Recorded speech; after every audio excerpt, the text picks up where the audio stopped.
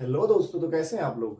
आज आपकी एक नई वैकेंसी निकल कर आई है जिसका नाम है UP police home guard new vacancy 2025। ठीक है, इसका ऑफिशियल नोटिफिकेशन निकल कर आ चुका है। ठीक है, इसकी सारी जानकारी मैं इस वीडियो के माध्यम से आपको दूंगा। ठीक है, इसमें आप जो फिजिकल का क्राइटेरिया है उसका पूरा बताऊंगा। ठीक है, टोटल कितनी पोस्ट है वो सारी बताऊंगा।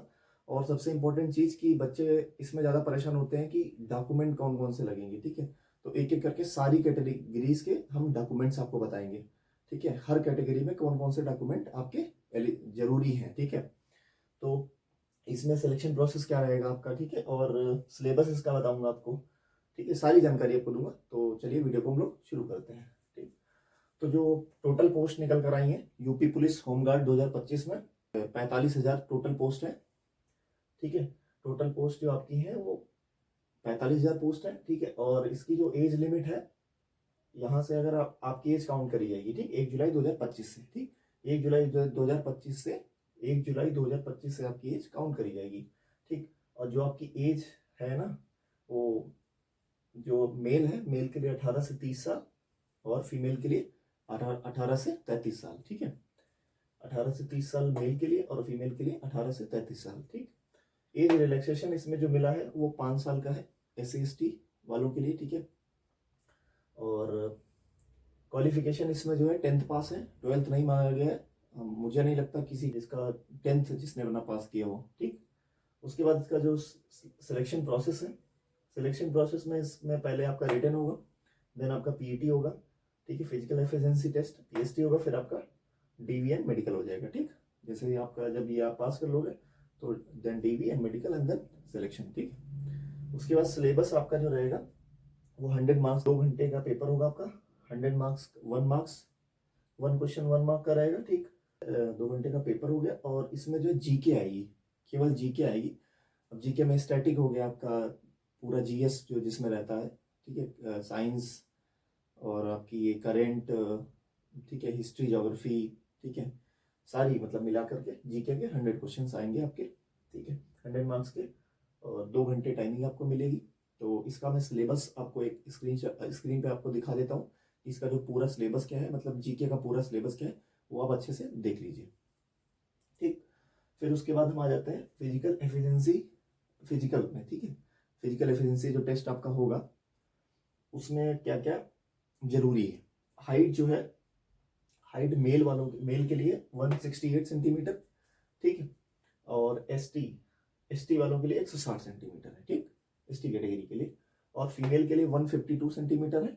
और ST कैटेगरी की अगर कोई लड़की है तो उसकी हाइट जो है 147 सेंटीमीटर होनी चाहिए। ठीक है, 168 सेंटीमीटर मेल के लिए, और ST वालों के लिए 160 सेंटीमीटर। वैसे ही फीमेल में 152 सेंटीमीटर और ST वालों के लिए 147 सेंटीमीटर। चेस्ट पे आ जाते हैं, मेल के लिए 79 सेंटीमीटर नॉर्मल होना चाहिए और उसको फुलाने पर 84 सेंटीमीटर होना चाहिए। ठीक, ST वालों के लिए चेस्ट 77 सेंटीमीटर होना चाहिए, फुलाने पर 82 सेंटीमीटर। ठीक है, और जो गर्ल्स के लिए चेस्ट का कोई क्राइटेरिया नहीं है।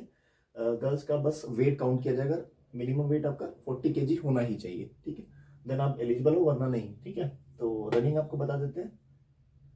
मेल के लिए 4.8 किलोमीटर, ठीक है, 4 किलोमीटर और 800 मीटर मिला करके 28 मिनट में आपको वो करनी है। ठीक है, इजी है, कोई टफ नहीं है, क्योंकि सेम पूरा जितना ये सब दे रखा है ना, यूपी पुलिस ने सेम दे रखा था। ठीक है, यही चीजें सेम यूपी पुलिस में भी थी, कॉपी पेस्ट हुआ है।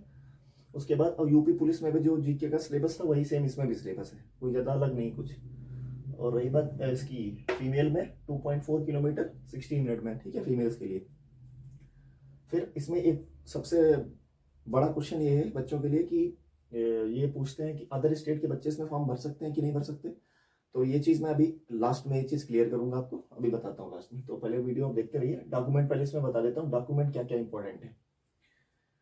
इसमें जो है आप सारी कैटेगरी के लिए मूल निवास जरूरी है। ठीक, चाहे आप जनरल हो, EWS हो, SC हो, ST हो, OBC हो, आपको मूल निवास बनवा लेना चाहिए। ठीक, अभी से बनवा लो, ताकि क्योंकि मूल निवास में टाइम भी लगता है और मूल निवास इंपॉर्टेंट है। ठीक, मूल निवास लगेगा ही लगेगा सारी कैटेगरी के लिए।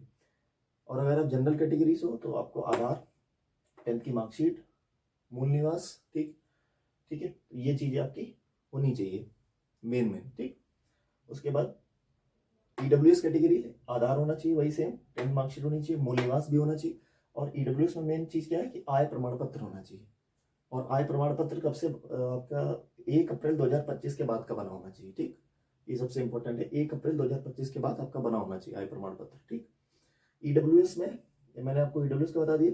और अगर आपके पास आधार कार्ड नहीं है, उसमें मान लीजिए बहुत सारे बच्चे पूछते हैं कि हमारे फोटो में मेरी डेट ऑफ बर्थ सही नहीं है, ठीक है, डेट ऑफ बर्थ गलत हो गई है। तो अगर आपके पास पैन कार्ड है या डीएल लाइसेंस है, तो ड्राइविंग लाइसेंस है, तो आप उसको एज अ अपना आइडेंटिटी कार्ड यूज कर सकते हो। ठीक, आधार कार्ड की जगह पर पैन कार्ड या ड्राइविंग लाइसेंस, ठीक है, आप यूज कर सकते हो।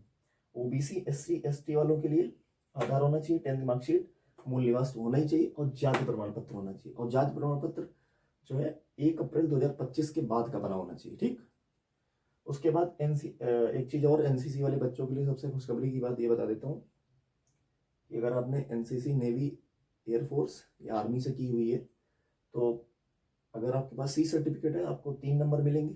ठीक, ध्यान से सुन लीजिए, एनसीसी सी सर्टिफिकेट है तो 3 नंबर, एनसीसी बी सर्टिफिकेट आपके पास है 2 नंबर, और एनसीसी ए सर्टिफिकेट है तो 1 नंबर। ठीक है, तो ये एनसीसी का भी मैंने इसमें बता दिया। अब लास्ट में बात ये आ जाती है कि अदर स्टेट के जो बच्चे हैं वो फॉर्म भर सकते हैं या नहीं भर सकते। तो मैं आपको ये बता देता हूँ, क्योंकि अभी जो नोटिफिकेशन आई है, ठीक है, तो वो उसमें तो अभी ऐसा कुछ दिया नहीं है। अभी पूरी नोटिफिकेशन जब लास्ट में पूरा वो फॉर्म टाइप में पूरा आ जाएगा, ठीक है, पूरा फॉर्म जब भरने का टाइम आएगा तो उसमें लिखा होगा। अगर लिखा होगा तो ठीक है, आगे देखेंगे। अगर नहीं लिखा होगा, अगर लिखा होगा तो आप भरिएगा, नहीं लिखा होगा तो मत भरिएगा। ठीक है, तो ये आपकी मैंने पूरी यूपी पुलिस होमगार्ड की नई वैकेंसी के बारे में जो भी आई थी उसकी पूरी डिटेल मैंने आपको एक एक करके बता दी है। सारी डिटेल है आपको। ये वीडियो अगर आपने देख लिया तो आपको कोई डाउट नहीं रह जाएगा। और एक चीज़ और बता दूं, अगर ओटीआर आपने यूपी पुलिस का जो पहले ओटीआर आपने कर चुके हो यूपी पुलिस की वैकेंसी में, या यूपीएसआई की अभी आई थी, उसमें अगर आपने कर दिया है तो आपको ओटीआर करने की इसकी जो अप्लाई डेट है वो 1-2 महीने में शुरू हो जाएगी। मतलब इसका फॉर्म 1-2 महीने में आ जाएगा, ठीक है, अप्लाई शुरू हो जाएगा आपका। तो अगर वीडियो आपको अच्छा लगा हो तो लाइक करिएगा, दोस्तों से शेयर करिएगा। और हम गवर्नमेंट जॉब की वैकेंसीज की डिटेल्स डालते हैं। ठीक है, तो अगर आपको लगातार अप टू डेट रहना है तो हमारे इस चैनल को ज्वाइन कर लीजिए। अगर आपने अभी तक सब्सक्राइब नहीं किया सब्सक्राइब कर लीजिए। और मैं इस चैनल पर शॉर्ट हैंड की क्लासेस भी चला रहा हूँ। ठीक है, और अगर वो आपको देखनी है इस काम प्रणाली में तो वो भी आप देख सकते हो। थैंक यू, जय हिंद।